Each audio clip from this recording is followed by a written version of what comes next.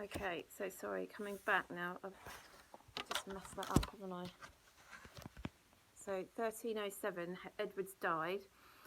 So Robert the Bruce was quick to seize his chance. Gathering his army, he began to attack the English garrisons in Scotland. Then he led his men into England. All over northern England, farms and villages were raided, and Edward sent no soldiers to protect them. Remember, he wasn't interested, so nobody was sent to protect the English in the north. The Scots just raided them and kept raiding them. But finally, 7 years later, it took 7 years, Edward realised that he would have to march to Scotland and defeat Bruce. So in the year 1314, an English army of 23,000 men crossed the border into Scotland. Bruce had only 10,000 men in his army, and he had no archers who were as skillful as the English longbowmen.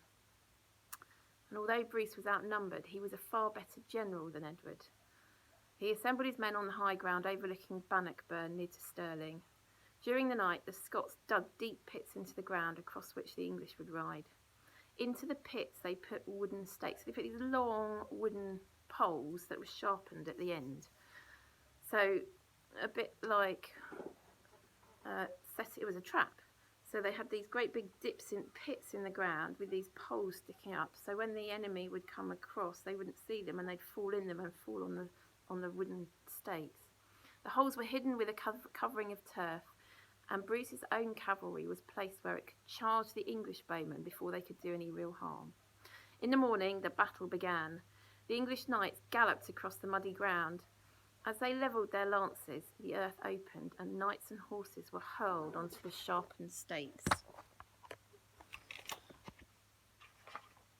With cries of triumph, the Scots swordsmen charged down on the helpless horsemen. In the confusion, the English bowmen could not see their enemies, and even as they took aim, the Scots cavalry attacked. The English army was trapped, and before the end of the day, thousands of Englishmen were fleeing for their lives.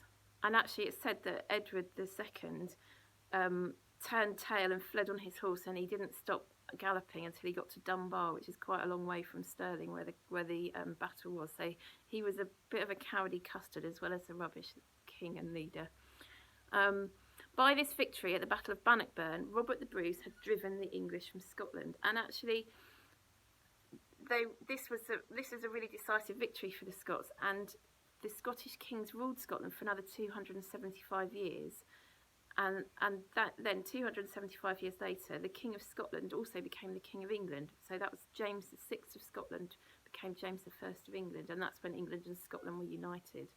And if you know anything about what's happening recently, Scotland has kind of become a bit separate from England. It's still part of the United Kingdom, but it does many things on its own differently to England. So it's kind of gone full circle.